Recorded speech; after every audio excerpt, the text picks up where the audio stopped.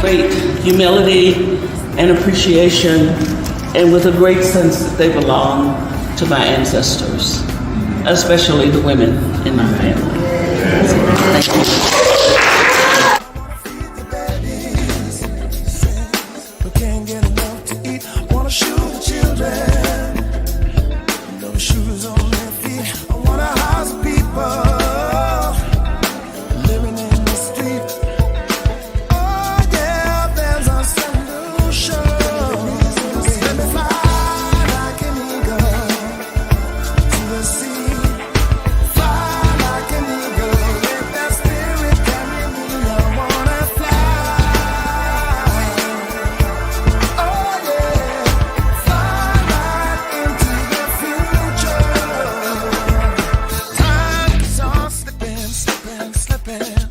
Thank you.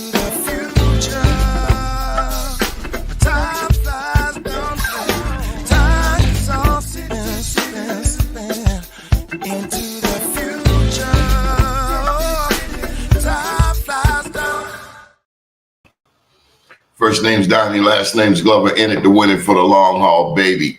Today we're going to talk about a topic very near and dear to my heart, as well as to my co-host for the day. Unmute yourself there, Tavis. How you doing? I'm good. Great day to you. How are you? Man, I'm grateful. God woke us up another day, put us in the land of the living. You heard? Yes, sir. Get our stuff done, take care of these generations that follow us, and hopefully our energy will offer them some prosperous product. Black Indians refers to people of mixed African American and Native American heritage, signifying individuals who have ancestry from both indigenous populations of the Americas and African people, often resulting from intermarriage between enslaved Africans and Native Americans throughout history. Now, Tavis, it says often resulting from intermarriage, and these people are called Afro-Indigenous. But you and I are of the belief that there were Black people here thousands of years ago. There were Africans who made their way to these Americas thousands of years ago, not just over the past 500 years. Black people who have been here. Yeah, it's not even a belief, it's a knowledge, something that is a fact. And so when we allow the colonizing systems to define who is who and what is what, we run into these issues where, populations are being used and abused in order to perpetuate the myths and continue the fraud that is the United States. We had Hannibal Johnson on the show last week. Hannibal's an author out there in Tulsa, Oklahoma. And one of the things we talked about was the Dawes Commission. You remember the Dawes Commission? Well, I'm actually doing a series this season called The Genocide of the Dark-Skinned Indian. And in the next episode, we're going to be talking about the Dawes Roads a lot. So, yeah, I'm a little bit familiar with this topic. Now, it's my understanding that as the first Blacks went to Oklahoma from Florida on the Trail of Tears, and these were soldiers. These were not enslaved Africans. These were soldiers who fought alongside Chief John Horse, and I write about them in my book, I Am Black Wall Street. these soldiers and their families went out there to what was then called Indian territory, and they were still dealing with whites who were trying to enslave them and also Indians who were trying to enslave them. But they had this commission set up, this Dawes Commission, which essentially said, you're black and you're Indian. You're black and you're Indian, just by their physical features. Is that your understanding? That is the fact of the matter. You know, we had things like the paper bag test and the pencil hair test, things that were literally written into their laws. And so individuals would be able to go and find these tactics that were being used to define who was and who wasn't an Indian. And when you allow the slaver, the colonizer, to identify who is and who isn't, obviously you could you can find there's going to be a lot of misnomers, a lot of misidentifying, and a lot of abuse on the peoples. However, you know, I also just would like to recognize that those, you know, the soldiers of the Seminoles and other tribes were tribal members too, right? And so they had specific rules that they put in place that would deal with a more colored Indian population, such as the Seminole, right? Which is, you know, everybody knows that they were of a darker hue, and the disparity between the darker Indian and the slave, right? And so, you know, acknowledging that the during this time, you know, there were, let's say 1800s, 1850s, 1860s, it was slavery had ended. There was about 5 million slaves in the United States when slavery ended. However, the total number of colored people that were, you know, occupying the lands were in the tens of millions. And so when we take a look at the history of, you know, coloreds, blacks, Negroes, and Indians here in the United States, you know, we have to recognize that the disparity was established by the colonizing systems, and that there were multiple colors here that were existing in the United States prior to colonization. So I want to clarify something with you. There were 5 civilized tribes. And I say 5 civilized tribes. How about we use a better major, word? Yeah. Let's use the word that they used in law, right? And when they first began, it was the friendly Indians. And so civilized was a term that was an adjective for friendly, right? And because the term civilized is a very dangerous term to use. And because it's the white people saying, since you get along with us, then we'll call you civilized. Right. But these cats over here who won't get along with us, they are uncivilized. A way Savages. of demonizing, just like if you were to go and invade Iraq, say Saddam Hussein is uncivilized. He's a monster. He's a terrorist. Same tactics that they you know you over there stealing his stuff. Right, exactly. And that's what they did to us. You know, and so, no, please.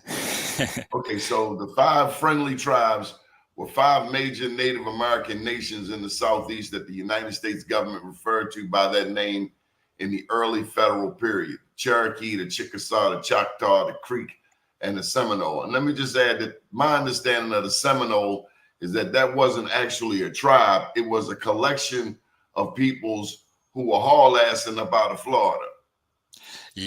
Well, not only that, the history of the Seminole. Well, they had to fight down there. Some stayed and some jetted. So the Seminoles actually came out of the Yamasee Confederacy, or the 1715 Yamasee Wars that was in South. And when they lost that fight, a lot of those indigenous populations moved south to get away from the. At that time, Florida was still independent from the colonizing systems. And so a lot of the indigenous populations moved down there, and they became known as Seminole. And so the War of 1715, which was a huge war in the South that devastated both the colonizing systems and the indigenous populations, were really the catalyst for how the colonizing of the Southeast was able to fulfill itself. So you're talking about the 3 Seminole Wars? Well, no, those 3 Seminole Wars come after the Okay. Yamasee War of 1715. Okay. And Okay. Tell me more.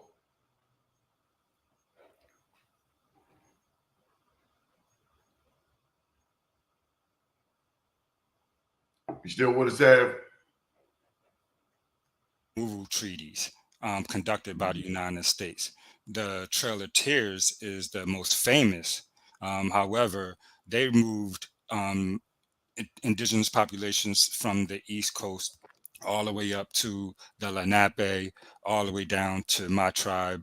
And then, we also have to recognize that these terms that we use to identify tribes, some of them are terms that the colonizing agent made up. For instance, there was no R in any of the indigenous languages of the Eastern Seaboard. And so any tribe that has an R in it is a tribe whose name was established after contact with the colonizing agent.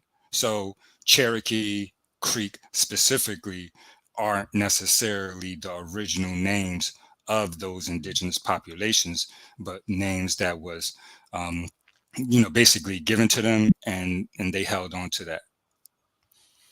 Let me ask you this. I want to go back to the African presence in the Americas. How far has your research taken you back in terms of Black people? I mean, I've shared on this show multiple times what I found about in Brazil, a Black woman, full forehead, named Luzia, Luzia, and her bones date back 12 to 14,000 years.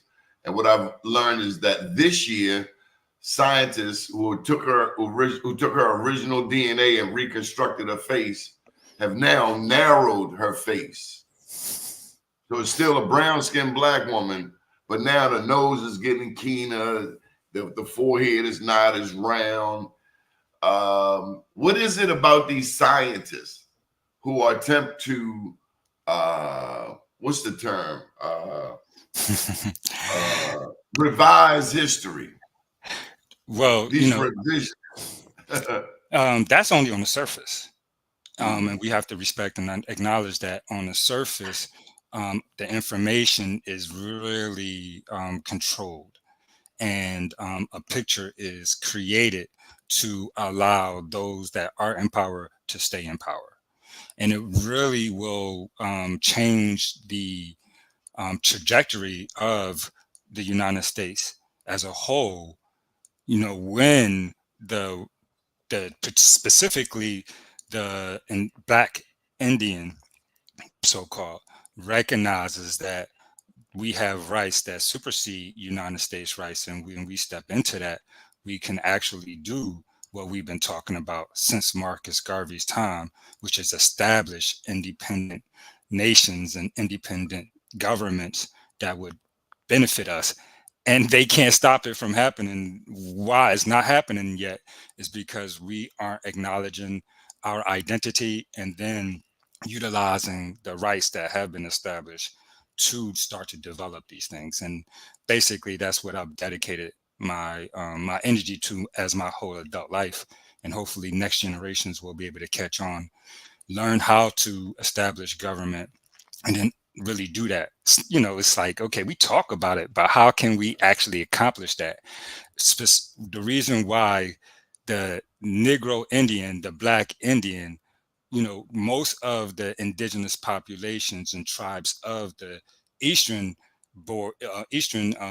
seaboard is not taught about, is because those peoples were misclassified and misidentified and are now being labeled as African American, which takes away our individual collective rights.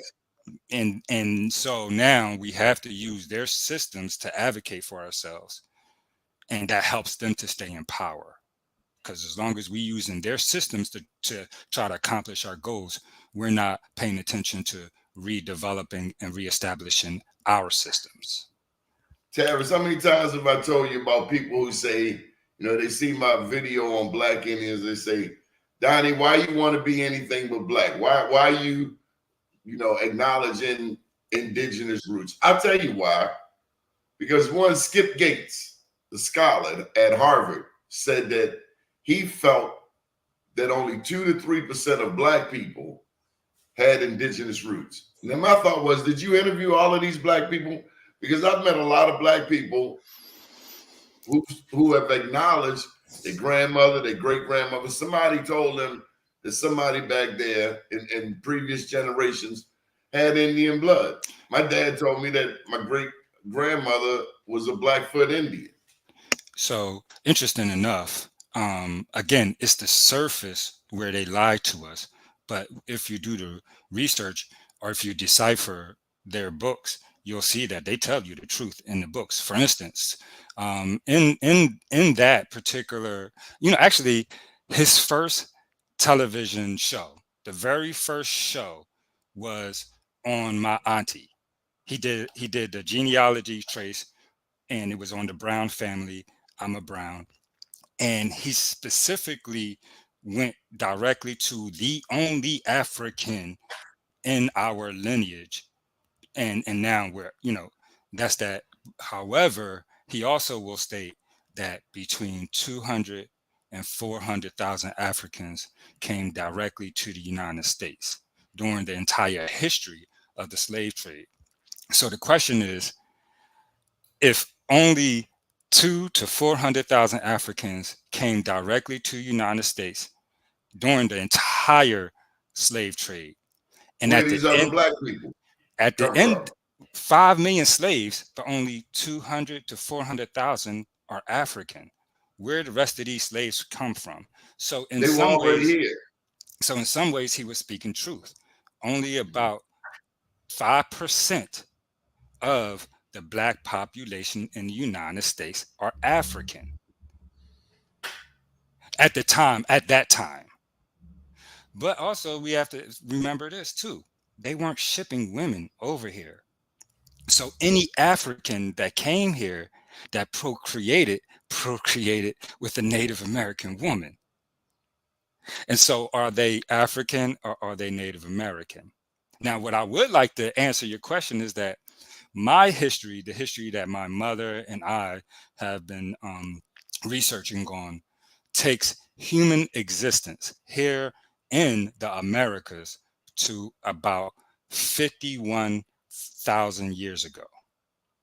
Now, if you look around the rest of the world, there's also something very similar to that time.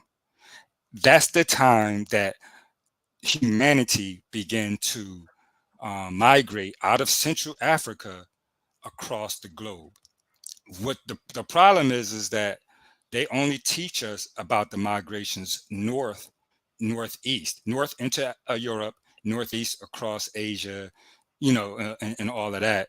And then they The finally first migration was to Australia, though, wasn't it? So again, the African, that the human, the migration of humanity, the Homo sapien, out of Central Africa went north, south, east, and west. When they went east, when they moved west from out of Central Africa, they came into the Atlantic Ocean. Oh, okay. Now and when they got there, there's a transatlantic current that takes you from Africa to Straight into South South America. Carolina in 11 days. Oh, okay. In 11 days. Now they know that the Homo sapien could cross water while they were moving eastward and northward, but they state to us that they didn't know how to cross the water when they were moving westward, which would have been this way. However, which is BS because, like you said, it was a current, and you just get in the boat, and the boat take you there in 11 days. So that's why you got 115 million blacks in Brazil.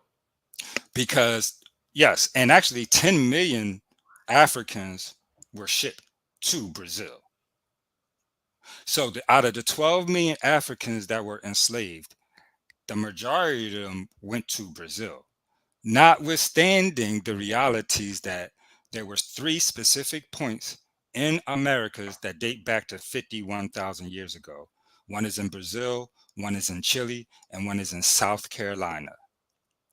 The only Homo sapien around 51,000 years ago were of a Negroid phenotype. And so the original indigenous populations of the eastern seaboards of the United States are melanated. Now, they talk to us about specific bones that they find. They don't talk to us about the bones that they have, that they know. And they specifically aren't interested in speaking to us about the burial mounds and the bones of the eastern seaboards that they have access to, that's going to draw a picture of me and you. You're talking about the 450 mound pyramids across the United States? That are identified, right? That There are thousands of mounds on the eastern side of the Mississippi that they just don't talk about. But then there are also things like my family has a home in Georgia, about an hour and a half hour and a half east of Atlanta. Around the corner from us is a Quick Trip. A Quick Trip is a gas station, kind of like a Wawa for the South. That Quick Trip is on top of a mound. They know it's on top of a mound. We don't know what they did with the artifacts that were in the mound, but they're using it as a gas station today. And so, we have the Art Museum here in Philadelphia on top of a mound. Interesting enough, you gotta send me a picture. Yeah, for sure. Washington, D.C., they tell you that it was the map was drawn, right? The grid was drawn by a black man. Yeah, the grid was drawn by a black man. The black man only recreated the grid that was already established by the indigenous populations, and then they built their buildings on top of these spaces. And so things like Meridian Park, if you're from Washington, D.C., Meridian Park is on the Meridian line. If you look, it's also called Malcolm X Park. If you know anything about mounds, that was also a mound if you look at the older images. And so that would mean... I've been to Malcolm X Park. And if it's on a meridian, right, that means that the science was really high, and they attributed that science to this black man that created the grid for Washington, D.C., which is really cool. Which is really cool. However, that was there before he did that. He only replicated what was already there. That's all he did. And so, as a black population here in the Americas, we have to really ask ourselves a few questions. First things first is, why do we feel as if we call ourselves indigenous, then we are negating our African ancestry? Because the white man taught us that. In law, in the Oklahoma case, Miller v. Allen, in which he stated that if you are Negro, then you are a slave. And if you are a slave, then you are African in descent. That thought pattern is what is eventually what came down to one drop of blood meaning you black, right? Or one drop of African blood is all you need and you African. And while I acknowledge my African ancestry, by doing that, I remove my ancestral rights to this land. And I no longer have the opportunity to establish my own set of rules, because if I'm an African, then I'm a migrant. If I'm a migrant, I don't have any rights except for the rights that the state gives me. And so it's a big mind trick, and it's something that we have to talk about in the public and in the open, but be comfortable with acknowledging that at the end of the day, at the end of these conversations, the point is, hopefully before I'm 90, we could start organizing governments the rest of the world would have to respect, the United States would have to respect too.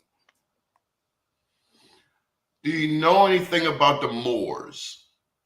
I know a lot about the Moors. Research come across the Moors. Tell me A about whole the lot. Moors. All right, so a few different things. Moor was a general term for some people, right? Negro, just like Negro is a general term, Moor was really used as a general term for a long time. And so specifically Moroccans, they were the Moors of Morocco, so that you could know the nationality, not just the hue of the individual. However, when we talk about the Moorish empires before they got here, we have to recognize that the adelantados, the repartimento systems, these systems that were used to enslave our populations were systems that the Moorish Empire used on the European. And so the European only reversed the systems and began to use it against Moors, Negroes, coloreds, as time moves forward. And so when you get to the colonizing of the United States, you'll find in the history books some individuals, some populations being called Moors, other populations coming in being called Moors. And then you had the Moors that were navigating the seas on behalf of the European, showing them where to get to where and how to get to where for financial gain and financial benefit. And so we have a Moorish empire that was prior to colonization. We have the Moors of Morocco that were a free people that were in amity with the European and were making a lot of money off of slavery. And then you had normal individuals of melanated hue that were being called Moors simply because Moor meant black, as far as their perceived as far as their perceived skin tone was concerned. So is it your understanding that the Moors dominated Spain and Portugal for 800 years? That's a fact. But you're And saying that they also participated in slavery. that's a fact. Where do the Moors participated in slavery on the European population, which is how they learned how to slave. And then in turn, the Moors were the slavers of Africa. They're the ones that were moving all of these individuals back and forth and working in amity with the European. And so, but again, that was the working class. I mean, not the what do they call it? The high class. The common folk, were Moors because they were colored, and they were being enslaved. And so just like the term Negro can mean different things, the term Moor means things, and you have to really pay attention to what time, what group of people we're talking about when we talk about the Moors. But yeah, they ruled Europe for 700, 800 years. And then Europe fought back and won their power and chased the Moors out. And as all of those things was happening, you had individuals that were trying to benefit financially and would sell their own people out.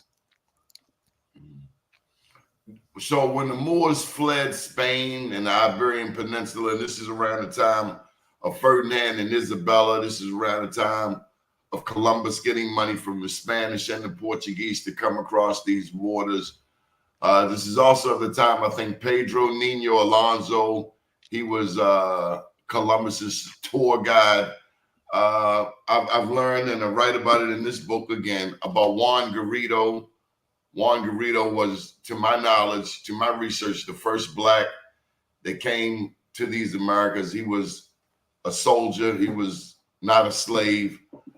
Well, we have to recognize that when they say the first, it was the first for them and for them. And in that era, in that time frame, because as you said, they've been Blacks here thousands of years ago, right? And they were trading with each other. It's not like the African of the West Coast and the Native American of the East Coast didn't know that they existed until Columbus got here. It's a known fact that spears and other artifacts, spears, bones, arrowheads, pearls, shark teeth, those things were being traded across across the oceans, and that one of the ways that they convinced the European that there were lands on the other sides of the water was by presenting them with spears and other feathers and things that they got from over here prior. And So, say, look, where we get these things from? These things don't exist on these lands. We got them from over there. And so it was one. And so we have commerce that proves that the African and the Native American were trading for thousands of years prior to this colonization period that we're talking about. You know, I got a question. Look, I got a question for you that I don't think we've ever hit on this topic. Have we ever talked about Khalifians? I don't think so. California being named after Khalifa. Yes. Yeah. We've mentioned it a few times. Yes. Tell them about Khalifa, the naming of California, the black goddess, and the indigenous peoples. They're black women with long hair all the way down. Tell me about them. Yeah, well, you know what? I would like to, talk to us about all of the different phenotypes of indigenous populations. But one of the things that we can start off is with, recognizing that humans have been here in Americas for over 50,000 years. During those times, certain environmental things happened to the world, like ice ages. And so, for instance, the last ice age went as far as North Carolina, right? It literally covered with ice. And so during those times, they say that the evidence showed that the human moved from the Northeast, and moved farther south. And that when the ice began to subside, ice age began to melt, and it began to open up the interior of the mainland again. The populations from the Yucatan area, where it was warm, where all of the people went, began to migrate back up. Now, during that time, we have to understand that the plains is uninhabitable. It's uninhabitable because of droughts, because of all kinds of things. And so what you see happening is a U-Cup event occurring with respects to the populations migrating back north, and where you saw people going towards the shorelines of the United States, both east and Where west, the water is. where the water is, where life is. And so now we have a Negroid, population, because again, the last ice age, we're talking about 20,000, 25,000 years ago. And so there's still no so-called white man or Caucasian that is moving around the planet yet. And so there's only still melanated individuals. Now we do have an interconnectiveness with the Yucatan indigenous populations and the Asian. And we can see that in some of the oldest artifacts, which are of the Olmec cultures. And, a lot of people talk about the Olmec heads and how they have Negroid features. Well, it's more than just 5 or 10 of those Olmec heads, and some of them actually have Asian features, right? And understanding that Marco Polo was here prior to any other European, which is written within inside of the books, because he came over here with the Asian man, right, during the Khan eras, and he came back with a detailed map of the west coast of the Americas, including California, Mexico, and as far as down as to the Panhandle.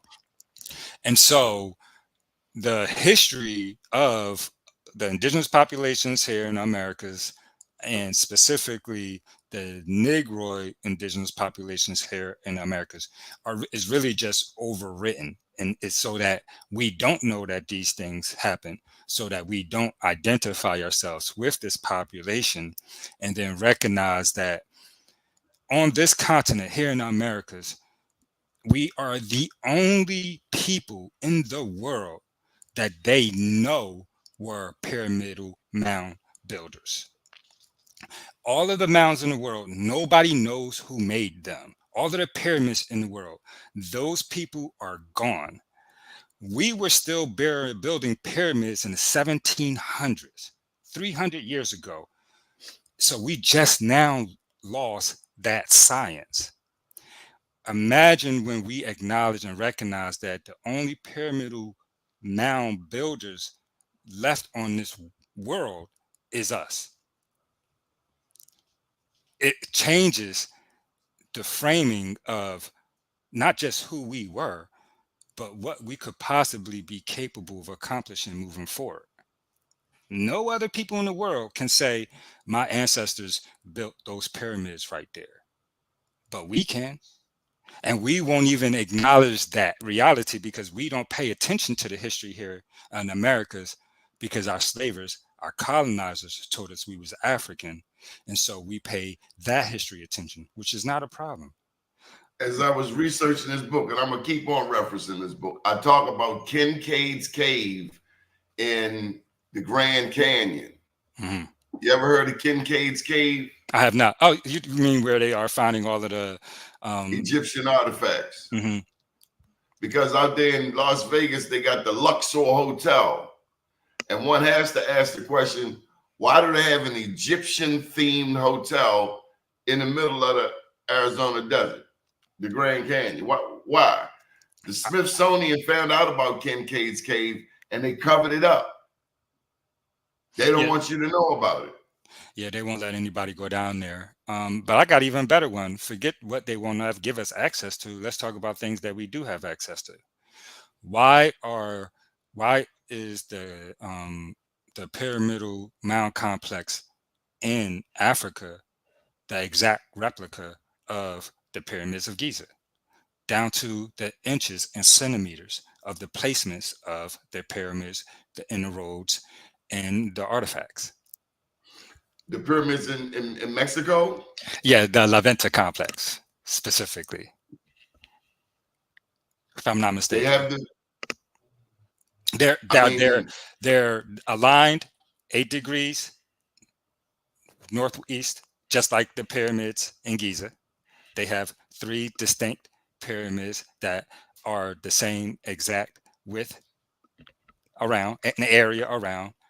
They are exactly the same distance apart from each other, and they both align with the Orion belt. Why are these things interconnected, but we pay attention to the ones that are over there and not the ones that we built, our ancestors built? Because we don't realize that we have roots in South America, Mexico. I mean, when you look at the Mayans, you look at the artwork of the Mayans, they are chocolate. Interesting enough. Interesting enough. Again, I just would like to make sure I point this out. South Carolina has the oldest human artifacts remains in North America. Before the Olmecs, before the Aztecs, before the Mayans. And as a matter of fact, we know that the first pyramid built in the Yucatan was built the way that the people were building it north of the Yucatan, our people, because we didn't use stone, we used dirt. And the first pyramid that was built in the Yucatan area was built from dirt. What I want to say is that, of course, we know what we know, and that we know as they release this information that these pictures and these images of these populations really look like us. But what we don't know is that the artifacts, the imagery, the pottery, the paintings from North Carolina, South Carolina, Georgia, Florida, they hide all that from us. And those things are older and they are ours. And so, we talk a lot about the Olmec and the African influence and how that's proof that the black man was here first. I'm talking to you about a civilization that was here thousands of years prior to the Olmec civilization, and which was our civilization here on the eastern side of the Mississippi. And we have the artifacts, we have the DNA, and we have uh, the what's that called when you have the peoples being the population proof that we are those people. And so I'm okay with acknowledging our brothers and sisters south of us, our brothers and sisters across the oceans from us. What I'm going to say is that what we have to start to acknowledge is what was happening here, and that the reality is that our mountains I'm are glad. we the I'm oldest people glad. in the world. I'm glad you said that. So, how is it that Ancestry.com has no category for Black Indians? They won't test us. They don't test any. They test no They're gonna say you native come from population. Mali, you 15% Nigerian. I think they just be rolling dice and picking and you from here. Well, so Because science has clearly some. there's Black people here. How come there's no phenotype for Black Indians at all? None. Yeah, they won't test it. And who are they? Who they going to test it on at this stage? Because if you test it against the friendly or civilized Indian, we know that y'all removed any melanated group of people from even being able to be a part of that. And so we know that's not 100% accurate test there. We got the proof in the law. You told the rest of the groups of people that they African in descent. And so we don't have anybody to test because as far as the law is concerned, y'all all African. And so science has an issue where they only know what history has taught them to know, and they only will look for what they've been taught to look for. However, if they were to test our DNA against each other, the Black populations, they'd find out, well, wait a second, all these people are related, this must be a group of people that were collectively here. There's, because we are all interconnected, our DNA will match up to each other. I got to get this question in. You mentioned earlier the Yamasee. Mm-hmm. Can you talk about the Mississippians? Yeah, for sure. So the Mississippi, because we know about that big old river. I've actually had a chance to be on the Mississippi River, but my research is taking me back like to the 1300s in the United States. Those are questions we don't ask. We don't ask what was going on here back around 1300. It's my understanding that there were entire civilizations that all of a sudden disappeared, actually. So they say disappeared, right? So they say. They moved. Something had to be going on here. We moved because when they talk about the colonization of the Americas, we have to recognize that it was the Spanish, and we don't know Spanish history. Black people have no idea what the Spanish man did here in the Americas prior to the British taking over. However, the British came here late.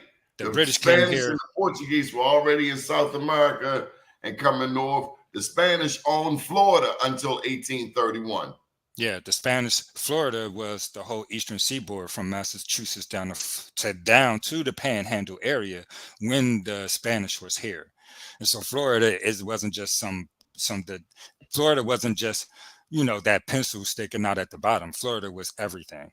Notwithstanding that, when we read the books about the Soto and the rest of these conquistadors doing their slave raids along or in the area of Georgia, South Carolina, Alabama, Florida, they state that these population centers were inhabited. And so the mound complexes were emptied as the European came through because we were trying to hide from them. And it's like a bunch of people leaving the city because the city just got ransacked by some soldiers. And so, you know what? We're going to go hide in the woods. Now, the Mississippians, or they call it the Mississippian mound builders, which was a pyramidal mound building community of people that existed in the southeastern portions of the United States that were building mounds up until the 1700s. We have Cahokia Mound Complex. We have Poverty Point, which is the oldest pyramidal mound complex. We have Monk's Mound, which was um, it's called Monk's Mound because a bunch of monks found it, right? It's called the Adena. It's called the Adena culture because the name of the man that found the artifacts was Adena. These aren't the real names and real terms for us.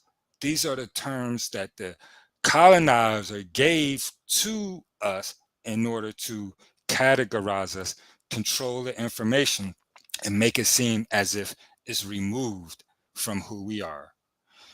We have the Okmulgee Mounds in Georgia, right? There's so many mound complexes, so specifically Cahokia Mounds, right? Which St. Louis is built on right now. Cahokia Mounds were established to follow the 19-year lunar cycle, including the standstill.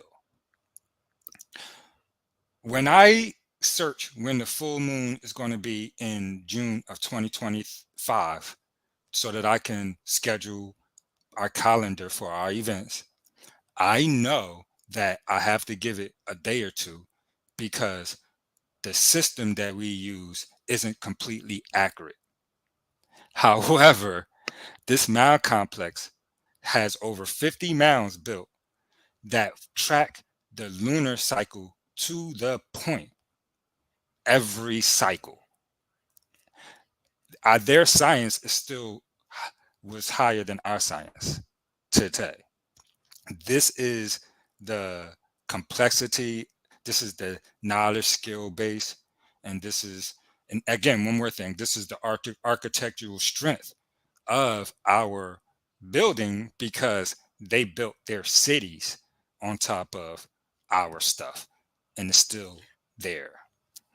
So look, Tavis, when you tell people about this history, how many of them out of 10 people, how many of like believe you and how many doubters out of 10? Well, we had 70% believe you, 50%, 90%. It depends. If they were educated, particularly if they went to college, then it's going to be 10 to 20% of the people. And the rest of them tell me that I'm a fraud, that I hate my African ancestry, that I'm muddy in the waters, and that I need to go somewhere. Right? If you've been educated by them, you don't really like what I'm saying. If you have a more of an open mind, then they seem to find it maybe 60-40. Recognizing that I always tell people, go look for yourself, right? Because I don't take my word for it. Go look up the Yamasee. Go look up the Mississippians. Right. Go look up what the real meaning of the Seminoles and how they gathered down in Florida and fought the likes of Andrew Jackson, who said that he wanted to put blacks on a plantation and put the Indians out west on a reservation. Indian territory. On a reservation. On a reservation. It's a plantation reservation. I wonder, how much of a same difference. Thing. Interesting enough, the Native Americans, right? Of course, they moved all Native Americans west, right, of the Mississippi. They said they shipped over 50,000 Indians. Wait a second. There was only 50,000 Indians? They said that they shipped 50,000 Indians and all the Indians went west. So there was only 50,000 Indians? Don't even sound right. So what about everybody that stayed? Well, you become a ward of the state. You were a citizen of the United States, and you're either colored or you're a white person. And that's that. And there's nothing else to be said. And we are No. I was going to say, and we hid it in our life because our grandmothers and our great grandmothers always told us, We was, you Indian boy, never forget. You Indian boy, never forget. You Indian boy. And not discounting any African, but if you over 40, if you over 40 years old, you know your grandmom and your Yeah, parents used to be like, yeah, we ain't African. We ain't African. And that's what they told us. The white yeah. man told us we was African. And this generation and my generation and moving forward, it became acceptable. But before my generation, they knew who they was. But if we said we was Indian, then we had things on the books like the Scalp Act, where they would cut the heads off of Lenape women, children, and men and get anywhere from $75 to $150 per head. Now, my question is, wait a second, how would you know that they were Indian? You cut the head off, how you know they Indian? Because of the color of their skin.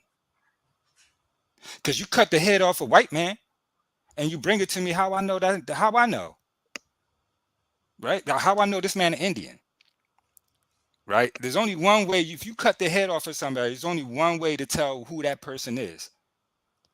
And if the Indian of today look like the Indian of the past, how could they tell? Because I can't tell. Not So I to want, say I got that. to get this question. I got to get this question in about the $5 Indian. Mhm.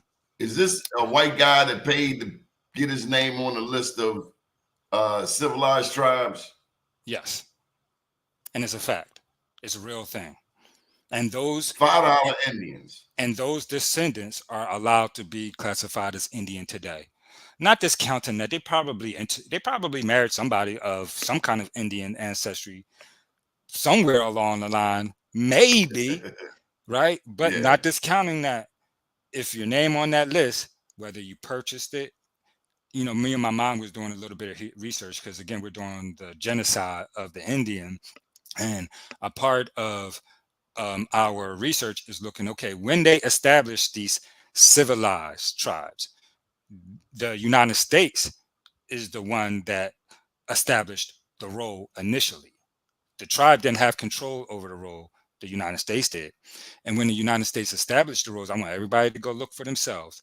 They tell you what the blood quantum of every individual is at the beginning of that role. And for 3 of the 5 civilized tribes, the majority of the tribal members at that first hit was like 135th, 164th, 180, 198th Indian. But they were lighter skinned. And so they were allowed to be registered. Those that were full bred or even quarter bred that had the darker hue weren't allowed to be registered there. And we can look at the record and see that the initial Indian population on these books are more white than Indian, and their books tell us that. They literally state that in their book. Well, this tribe is more white than Indian. However, the United States acknowledged them as Indian.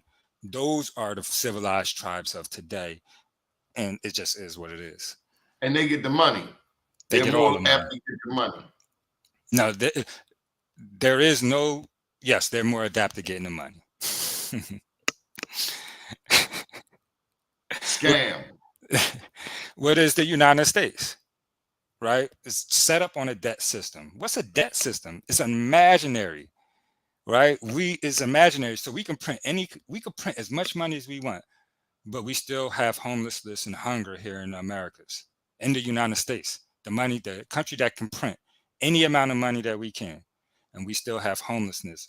But yet we can come up with $2 billion in 6 months to fight a war. Look, It's early on. voting starts today here in Maryland. Any thoughts on the presidential race? I don't want Yes, to sir. mess up your status, your nonprofit status, but Well, I can't see you voting for helicopter head, what I can say is that orange man.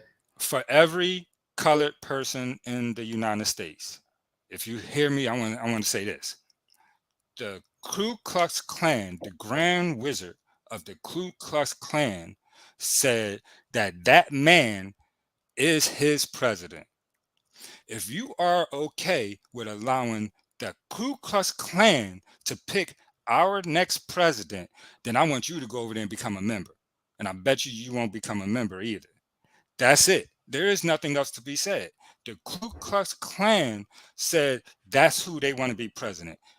If you, as a Negroid colored black person in America, are okay with the Ku Klux Klan picking the next leader of our country, then that's on you. I can't rock with you.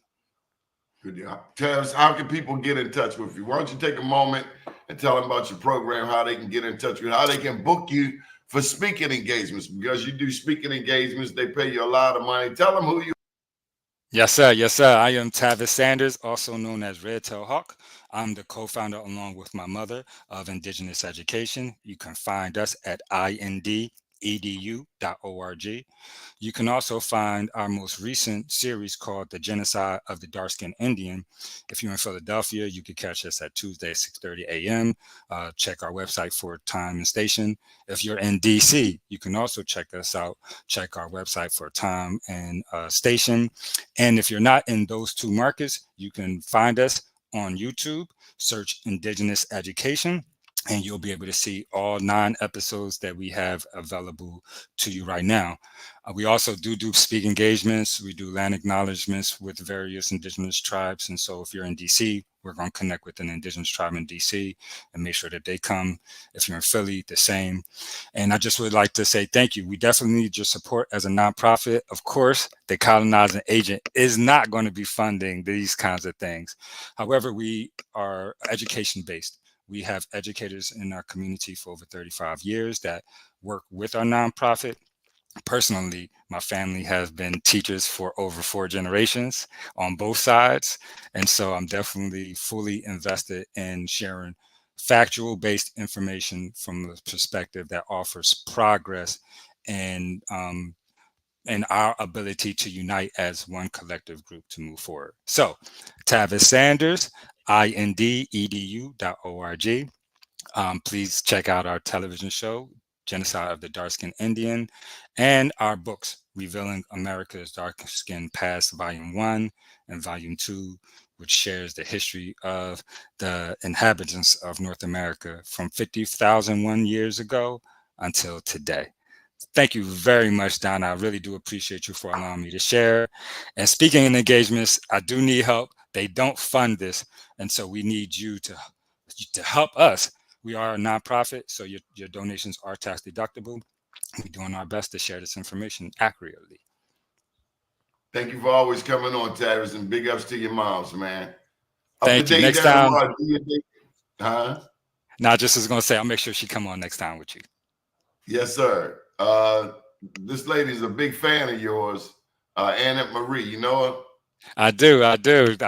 One of my elders in the California area. So, you talk about those Black Indians in California. She works with a lot of the indigenous populations over there in California. And I want to say thank you to all of the natives in California for accepting a more melanated group and allowing us to work in conjunction with you and share our stories. That's what we should all be doing. Good deal. Up to date, down tomorrow. Do your day and everything will follow. Nothing to it but to do it. I got to do it, regardless of how I feel. I am somebody. I am my brother's keeper. Good morning, world.